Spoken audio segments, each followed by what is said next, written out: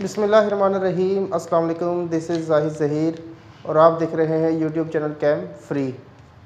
Students, आज हम लेकर आ रहे हैं states of matter and phase changes का लेक्चर नंबर 3 और ब्रांच ऑफ केमिस्ट्री का पार्ट 2। प्रीवियस लेक्चर में हमने फ़िज़िकल और इनऑर्गेनिक केमिस्ट्री को डिस्कस किया था बहुत ही डिटेल के साथ। आज हम बाकी ब्रांचेस ऑफ केमिस्ट्री को कंप्लीट करने जा रहे हैं, उनको साथ साथ लेकर चलेंगे। स्टूडेंट, आज का जो हमारे पास जो ब्रांच है वो है हमारे पास ऑर्गेनिक केमिस्ट्री। ऑर्गेनिक केमिस्ट्री की अगर बात करें तो हमारे पास डेफिनेशन लिखी हुई है कि it is the branch of chemistry that deals with the carbon compounds, hydrocarbons and their derivatives other than its simple salts like carbonates, bicarbonates, oxides and carbides. Organic compounds are found in all forms of life and are also essential for life. So students, ये हमारे पास है organic chemistry की definition. अब अगर इसको detail से discuss करें तो सबसे पहले हमारे पास लिखा हुआ है it is the branch of science that deals with the carbon compounds. Mean ये हमारे पास साइंस की एक ऐसी ब्रांच है जो हमारे पास डिस्कस करती है हमारे पास कार्बन के कंपाउंड्स को। मीन इस ब्रांच में हम बेसिकली जो डिस्कस करते हैं वो हमारे पास कौन सा कंपाउंड्स है? कार्बन कंपाउंड्स है, कार्बन कंपाउंड्स। और स्टूडेंट्स, इन कार्बन कंपाउंड्स को बेसिकली हम नाम देते हैं organic compounds. So students, in organic compounds को डिस्कस करना, स्टडी करना हमारे पास क्या कहलाता है? ऑर्गेनिक केमिस्ट्री कहलाता है। जैसे लास्ट में लेक्चर में डिस्कस किया था कि इन ऑर्गेनिक कंपाउंड्स को डिस्कस करना हमारे पास इनऑर्गेनिक केमिस्ट्री कहलाता है। सेम ऐसे ही हमारे पास जिनमें हमारे पास कार्बन मौजूद है और उन कंपाउंड्स को हम क्या नाम देते हैं? ऑर्गेनिक कंपाउंड्स का नाम देते हैं। तो इन ऑर्गेनिक कंपाउंड्स को डिस्कस करना क्या कहलाता है? आपके पास ऑर्गेनिक केमिस्ट्री कहलाता है। अब ये ऑर्गेनिक कंपाउंड्स हमारे पास कौन कौन से होते हैं? यहाँ पर लिखा हुआ है कि मेनली हमारे पास है hydrocarbons and their derivatives. Students, hydrocarbons किसे कहते हैं और उनके डेरिवेटिव्स से क्या मुराद है? अब अगर हम बात करें हाइड्रोकार्बन्स की,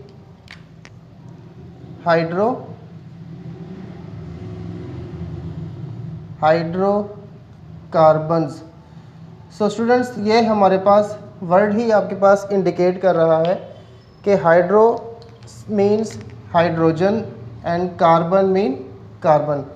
सो स्टूडेंट्स, हाइड्रोकार्बन्स हम ऐसे कंपाउंड्स को कहते हैं जो सिर्फ और सिर्फ हाइड्रोजन और कार्बन पर मुश्तमिल कंपाउंड्स हों। हाइड्रोजन प्लस कार्बन पर मुश्तमिल जितने भी कंपाउंड्स हों उन कंपाउंड्स को हम क्या नाम देते हैं? उन कंपाउंड्स को हम हाइड्रोकार्बन्स का नाम देते हैं। सो स्टूडेंट्स, इन हाइड्रोकार्बन्स को स्टडी करना क्या कहलाता है? हमारे पास ऑर्गेनिक केमिस्ट्री कहलाता है। अब अगर इसकी एग्जांपल की बात करूं कि फ़र्ज़ करें हमारे पास है मीथेन, जिसका फार्मूला होता है CH4। स्टूडेंट्स, अब ये हमारे पास क्या है? एक हाइड्रोकार्बन है। अगर आप इस पर गौर करें, इसमें सिर्फ और सिर्फ हमारे पास कार्बन है और हाइड्रोजन है। ऐसे कंपाउंड्स को हम क्या नाम देते हैं? हाइड्रोकार्बन्स का नाम देते हैं, जो सिर्फ और सिर्फ कार्बन और हाइड्रोजन पर मुश्तमिल हो। अब स्टूडेंट्स, डेरिवेटिव्स किसको बोलते हैं? डेरिवेटिव्स बोलते हैं अगर हम हाइड्रोकार्बन में से हाइड्रोजन को रिमूव करके वहाँ पर कोई और एलिमेंट लगा दें। जिससे फ़र्ज़ करें हमारे पास ये CH4 है, अगर इसी को मैं CH3 लिख दूं और इसकी जगह पर एक Cl लगा देता हूं, तो स्टूडेंट्स अब ये हमारे पास क्या है? इसका डेरिवेटिव्स है। मीन डेरिवेटिव्स हमारे पास होते हैं वो कंपाउंड्स जो हाइड्रोकार्बन से बनाए गए हों। अब इसको हम नाम देते हैं मिथाइल क्लोराइड और ये डेरिवेटिव्स है हमारे पास मीथेन का। मीन्स हाइड्रोकार्बन्स का ये क्या है? हमारे पास एक डेरिवेटिव्स है। सो स्टूडेंट्स, इनको हम नाम देते हैं हाइड्रोकार्बन्स को और उनके डेरिवेटिव्स को ऑर्गेनिक कंपाउंड्स। अब इन ऑर्गेनिक कंपाउंड्स को स्टडी करना हमारे पास क्या कहलाता है? ऑर्गेनिक केमिस्ट्री कहलाता है। इसके साथ साथ लिखा हुआ है other than its simple salts like carbonates, bicarbonates, oxides and carbides. Mean अब इसमें लिखा हुआ है कि कुछ ऐसे कंपाउंड्स भी होते हैं जिनमें हमारे पास कार्बन मौजूद होती है, लेकिन उनको हम ऑर्गेनिक कंपाउंड्स नहीं कहते। तो उनके अलावा जितने भी कार्बन के कंपाउंड्स हैं उनको स्टडी करना हमारे पास क्या कहलाता है, ऑर्गेनिक केमिस्ट्री कहलाता है। अब यहाँ पर हमारे पास लिखा हुआ है कि वो कौन कौन से हमारे पास कंपाउंड्स हैं। जैसे लिखा हुआ है सबसे पहले simple salts like carbonates, bicarbonates, oxides and carbides. Students अगर बात करें कार्बन के मुख्तलिफ साल्ट्स की, यहाँ पर लिखे हुए हैं कार्बोनेट्स एंड बाइकार्बोनेट्स। तो अब कार्बोनेट्स किसको बोलते हैं और बाइकार्बोनेट्स किसको बोलते हैं? Carbonates and bicarbonates, bicarbonates. Students carbonates हमारे पास कार्बन के ऐसे सॉल्ट्स होते हैं जिनमें हमारे पास कार्बन के साथ ऑक्सीजन मौजूद हो, मीन CO3 की फॉर्म में हमारे पास इस तरह से मौजूद हो। इन कंपाउंड्स को हम नाम देते हैं कार्बोनेट्स। मीन कोई भी हमारे पास सोडियम कार्बोनेट है NaCO3, तो वो हमारे पास क्या कहलाएगा, कार्बोनेट्स कहलाएगा, जो कि कार्बन का क्या है, हमारे पास एक सॉल्ट्स है। इसके साथ साथ बाइकार्बोनेट्स उसको कहते हैं जिसमें CO3 के साथ हमारे पास क्या मौजूद हो, हाइड्रोजन भी मौजूद हो, HCO3। अब यहाँ पर अगर कोई भी मेटल अटैच हो सकता है, फर्स्टली सोडियम अगर अटैच हो जाता है तो बन जाएगा आपके पास सोडियम बाइकार्बोनेट्स। तो ये हमारे पास कहलाते हैं कार्बन के सॉल्ट्स। तो ये हमारे पास, इनको हम इनऑर्गेनिक में स्टडी करते हैं। इनके अलावा और जो हमारे पास मुख्तलिफ ऑक्साइड्स हैं, कार्बाइड्स हैं, उनको स्टडी करना हमारे पास कहलाता है ऑर्गेनिक केमिस्ट्री। अब स्टूडेंट्स कार्बोनेट्स भी हो गया, बाइकार्बोनेट्स भी हो गया। नेक्स्ट हमारे पास लिखा हुआ है oxides and carbides. Students oxides किसको बोलते हैं और कार्बाइड्स किसको बोलते हैं? सबसे पहले लिखा हुआ है ऑक्साइड्स। स्टूडेंट्स ऑक्साइड्स हम बेसिकली बोलते हैं जिसमें हमारे पास कार्बन का ऑक्सीजन के साथ क्या हो, बॉन्ड हो, मीन्स CO की फॉर्म में हो या हमारे पास CO2 की फॉर्म में हो। ये हमारे पास कार्बन के क्या कहलाते हैं, ऑक्साइड्स कहलाते हैं।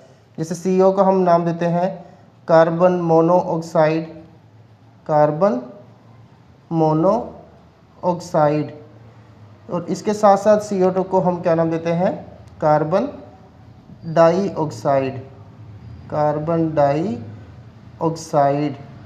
सो स्टूडेंट्स इनको हम नाम देते हैं ऑक्साइड्स ऑफ कार्बन। इसके अलावा हमारे पास यहाँ पर लिखा हुआ है कार्बाइड्स। स्टूडेंट्स कार्बाइड्स हम किनको बोलते हैं? अगर कार्बाइड्स की हम अगर बात करें, कार्बाइड्स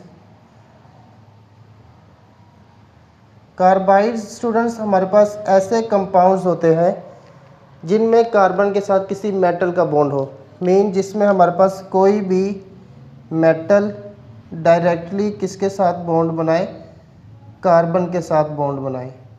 ऐसे कंपाउंड्स को स्टूडेंट्स हम नाम देते हैं कार्बाइड्स का। जैसे फर्स्ट के सोडियम और कार्बन आपस में जुड़ते हैं तो बन जाएगा सोडियम कार्बाइड। तो इनको स्टडी करने के अलावा जितने भी कंपाउंड्स हैं कार्बन के, वो हमारे पास मोस्टली किस में आ जाते हैं, ऑर्गेनिक कंपाउंड्स में आ जाते हैं, और उनको स्टडी करना हमारे पास क्या कहलाता है, ऑर्गेनिक केमिस्ट्री कहलाता है। इसके अलावा स्टूडेंट अगर एप्लीकेशन की बात करें, यहाँ पर लिखा हुआ है कि ऑर्गेनिक कंपाउंड्स हमारे पास कहाँ कहाँ पर मौजूद है और उनकी इंपॉर्टेंस क्या क्या है। Organic compounds are found in all forms of life and are also essential for life. Mean students यहाँ पर लिखा हुआ है कि जो हमारे पास ऑर्गेनिक कंपाउंड्स हैं वो ज़िंदगी के हर शोबे में हमारे पास क्या होते हैं, मौजूद होते हैं। लाइफ के हर पार्ट में हमारे पास मौजूद होते हैं और लाइफ के लिए हमारे पास क्या है, बहुत ही ज़रूरी है। स्टूडेंट्स अगर ह्यूमन के स्ट्रक्चर की बात करें तो हमारी बॉडी में जो जितनी भी प्रोटीन्स हैं वो सब की सब हमारे पास क्या है, ऑर्गेनिक कंपाउंड्स हैं। इसके अलावा जितने भी हमारे पास कार्बोहाइड्रेट्स हैं वो भी हमारे पास क्या है, ऑर्गेनिक कंपाउंड्स हैं। इसके अलावा अगर इसेंशियल फॉर लाइफ मीन किस तरह से हमारे पास है, जितने भी हम फ्रूट्स इस्तेमाल करते हैं, वेजिटेबल्स इस्तेमाल करते हैं, सब के सब हमारे पास क्या है, ऑर्गेनिक कंपाउंड्स हैं। सो स्टूडेंट्स ये था हमारे पास ऑर्गेनिक केमिस्ट्री का इंट्रोडक्शन। नेक्स्ट हम चलते हैं अपनी नेक्स्ट ब्रांच की तरफ which is about environmental chemistry. Students environmental chemistry क्या है, यानी कि ऐसी केमिस्ट्री जो बेसिकली हमारे पास इन्वायरमेंट से रिलेटेड हो। मेन इन्वायरमेंट से किस तरह से रिलेटेड हो कि मुख्तलिफ ह्यूमन एक्टिविटीज़ की वजह से जो हमारे पास इन्वायरमेंट में जो चेंज आ जाता है, मेन पोल्यूशन है, स्मोक है, कुछ भी है, उसको स्टडी करना हमारे पास क्या कहलाता है, इन्वायरमेंटल केमिस्ट्री कहलाता है। अब यहाँ पर लिखा हुआ है it is the scientific study of chemical and biochemical phenomena that occurs in this planet. यानी ये हमारे पास क्या है, वो स्टडी है जिसमें हम basically chemicals and biochemical phenomenas को स्टडी करते हैं जो इस प्लैनेट पे हमारे पास वाक़ हो रहे होते हैं। Students chemical and biochemical phenomena से क्या मुराद है, अगर बात करें हम chemical phenomena, chemical phenomena, student chemical phenomena में हमारे पास आ जाता है मुख्तलिफ तरह के रिएक्शंस, जैसे हमारे पास है combustion reactions. Student combustion reactions हमारे पास क्या है, एक टाइप्स की केमिकल फिनोमिनाज है। अब कंबस्शन रिएक्शंस हमारे पास क्या है, जिसमें हम मुख्तलिफ कंपाउंड्स को बर्न करते हैं, जैसे हमारे पास फ्यूल है, पेट्रोल है, कोयला है, तो उनके हम इसमें क्या करते हैं, बर्निंग करते हैं। मीन अगर फ़र्ज़ करें हमारे पास कोई भी फ्यूल हो, कोई भी कोयला हो, या हमारे पास क्या है, वुड है, तो इनकी कंबस्शन से, इनको बर्न करने से हमारे पास जो इन्वायरमेंट पर जो हमारे पास अफेक्ट्स होता है वो हमारे पास किस में आ जाता है, केमिकल फिनोमिना में आ जाता है। मीन जितना भी हम पेट्रोल इस्तेमाल करेंगे तो उससे हमारे पास क्या हो रहा है, हमारा इन्वायरमेंट क्या हो रहा है, आलूदा हो रहा है। इसके साथ साथ दूसरा लिखा हुआ है बायोकेमिकल फिनोमिना, जैसे वर्ड ही आपके पास इंडिकेट कर रहा है, बायो हमारे पास बोलते हैं लाइफ को, biochemical phenomena. Students biochemical phenomena mean, bio mean हमारे पास क्या है, लाइफ, और केमिकल्स मीन हमारे पास रिएक्शंस। स्टूडेंट्स लाइफ के अंदर होने वाले हमारे पास जो रिएक्शंस हैं वो भी हमारे पास किस में आ जाते हैं, बायोकेमिकल फिनोमिनास में आ जाते हैं। जैसे रेस्पिरेशन है, मीन रेस्पिरेशन हमारे पास क्या है कि ऑक्सीजन हमारी बॉडी में जाती है और हमारे सेल्स के अंदर मौजूद जो हमारे पास ग्लूकोज है उसको ब्रेक डाउन करके हमारे पास वहाँ से क्या निकलती है, एनर्जी निकलती है। स्टूडेंट्स ये हमारे पास कहलाता है रेस्पिरेशन। तो बायोकेमिकल फिनोमिना की एक हमारे पास एग्जांपल है रेस्पिरेशन। ये भी हमारे पास हम किस में स्टडी करते हैं, बेसिकली इन्वायरमेंटल केमिस्ट्री में स्टडी करते हैं। इसके साथ साथ लिखा हुआ है in this subject we study the sources, reactions, effects and fates of chemical species in the air, soil and water। Basically यहाँ पर हमारे पास स्टूडेंट्स लिखा हुआ है इन्वायरमेंट में जो हमारे पास एयर मौजूद है, सोइल मौजूद है, वाटर मौजूद है, तो उसमें हमारे पास जितने भी हमारे पास क्या है रिएक्शंस हो रहे होते हैं या उससे हमारे पास जितने भी इफ़ेक्ट्स हो रहे होते हैं और उसमें हमारे पास जितनी भी केमिकल स्पीशीज़ है वो हमारे इन्वायरमेंट पर किस तरह से अफेक्ट्स करती हैं, उनको भी स्टडी करना हमारे पास क्या कहलाता है, इन्वायरमेंटल केमिस्ट्री कहलाता है। मीन जितने भी हमारे पास पोल्यूशन है, चाहे वाटर पोल्यूशन है, सॉइल पोल्यूशन है, इसके अलावा एयर पोल्यूशन है, उसके हमारे पास रीजंस क्या क्या हैं, कौन कौन से रिएक्शंस हैं, कौन कौन सी स्पीशीज़ हैं, वो सब के सब हमारे पास किस में आ जाते हैं, इन्वायरमेंटल केमिस्ट्री में आ जाते हैं। It helps in understanding the causes, effects and solution of different types of pollution. Mean ये हमें अंडरस्टैंड करने में हेल्प करती है कि कौन कौन सी रीजंस है हमारे पास पोल्यूशन की, उसके अलावा कौन कौन से इफेक्ट्स हैं हमारे पास पोल्यूशन के, और हमारे पास उनको हम किस तरह से सोल्यूट कर सकते हैं, हल कर सकते हैं प्रॉब्लम्स को। सो स्टूडेंट्स इन सब चीज़ों को डिस्कस करना हमारे पास क्या कहलाता है, इन्वायरमेंटल केमिस्ट्री कहलाता है। तो इसके बाद हम चलते हैं अपनी नेक्स्ट ब्रांच की तरफ, लेकिन फटाफट से इसका स्क्रीनशॉट ले लीजिए।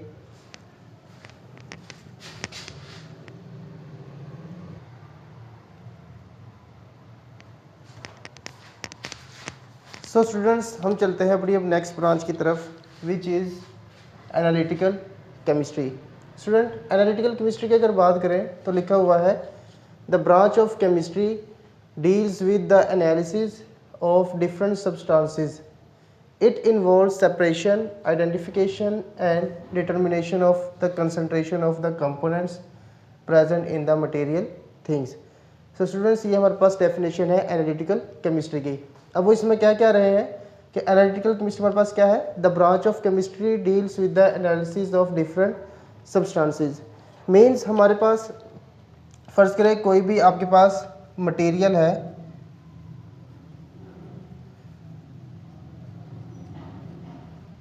उस मटेरियल के अंदर हमारे पास कौन कौन से कंपाउंड्स मौजूद हैं या कौन कौन सी हमारे पास सब्सटेंसेस मौजूद हैं। इन कंपाउंड्स की जो एनालिसिस है या इनकी जो हमारे पास आइडेंटिफिकेशन है, इनको स्टडी करना हमारे पास क्या कहलाता है, एनालिटिकल केमिस्ट्री कहलाता है। अगर इसकी एग्जांपल की मैं बात करूं, फ़र्ज़ करें आप लोगों ने एक ड्रामा देखा होगा CID, तो उसमें एक डॉक्टर होता है डॉक्टर शाहरुखे। वो क्या करता है हमारे पास, उसके बाद जब डिफरेंट डेड बॉडीज़ हमारे पास लेकर आई जाती है तो वो बताता है कि हमारे पास इस बंदे की जो हमारे पास जो मौत है वो फला जहर खाने से हुई है। तो वो बेसिकली क्या कर रहा होता है, वो एनालिटिकल केमिस्ट्री को ही स्टडी कर रहा होता है। मीन्स वो एनालिसिस कर रहा होता है डिफरेंट ड्रग्स की या डिफरेंट पॉइजन्स की बॉडी के अंदर।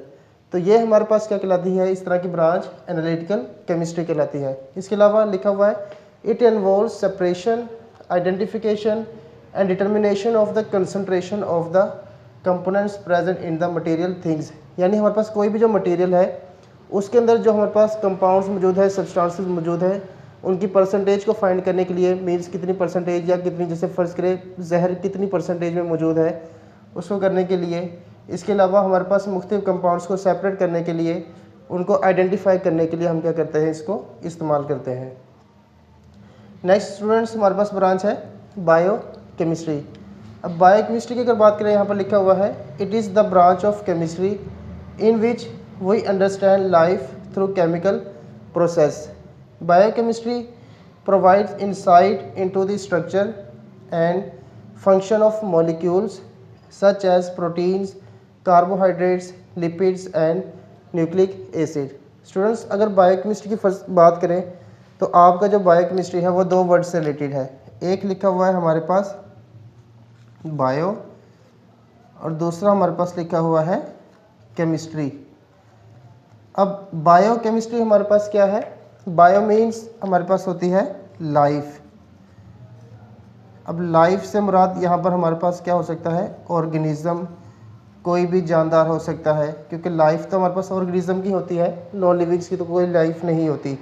अब केमिस्ट्री आप लोगों ने पढ़ा हुआ है कि मुख्तलिफ जो हमारे पास सब्सटेंसेस होते हैं उनकी कंपोजिशन को, उनकी प्रॉपर्टीज़ को, उनके स्ट्रक्चर को स्टडी करना हमारे पास केमिस्ट्री कहलाता है।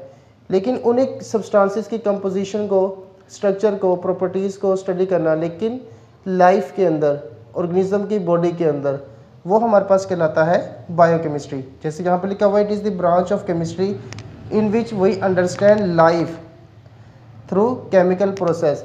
मीन जो हमारे बॉडी में मुख्तलिफ सब्सटेंसेस हैं, अब वो मुख्तलिफ केमिकल प्रोसेस कर रहे होते हैं, उनको लाइफ के अंदर स्टडी करना क्या कहलाता है, बायोकेमिस्ट्री कहलाता है। इसके साथ साथ biochemistry provides insight into the structure and function of molecules. Main biochemistry हमें उन मॉलिक्यूल्स के स्ट्रक्चर को, उनके फंक्शंस को अंडरस्टैंड करने में क्या करती है, हेल्प करती है। अब वो स्ट्रक्चर्स कौन कौन से हो सकते हैं, प्रोटीन्स हैं, कार्बोहाइड्रेट्स हैं, लिपिड्स हैं एंड न्यूक्लिक एसिड है। स्टूडेंट्स, प्रोटीन्स अगर बात करें,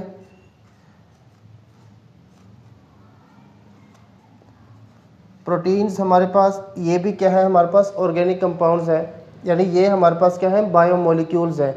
अब प्रोटीन्स हमारे पास बनी होती है हमारे पास मुख्तलिफ अमाइनो एसिड्स की। तो ये हमारे पास क्या है, प्रोटीन्स का स्ट्रक्चर है। फंक्शन की बात करें, मतलब मुख्तलिफ हमारे पास फंक्शन परफॉर्म कर रही होती है एज आ एंजाइम्स। हमारे पास बॉडी के अंदर प्रोटीन्स मौजूद है जो मुख्तलिफ रिएक्शंस को कैटलिस्ट करते हैं, स्पीड अप करते हैं। इसके साथ साथ हमारी स्किन जो है वो भी हमारे पास प्रोटीन से बनी हुई है। इसके अलावा नेल, उसके अलावा हमारे पास जो सेल मेम्ब्रेन है उसके अंदर भी मुख्तलिफ अमाउंट में प्रोटीन्स मौजूद होती है। नेक्स्ट लिखा हुआ है कार्बोहाइड्रेट्स। अब कार्बोहाइड्रेट्स की अगर बात करें,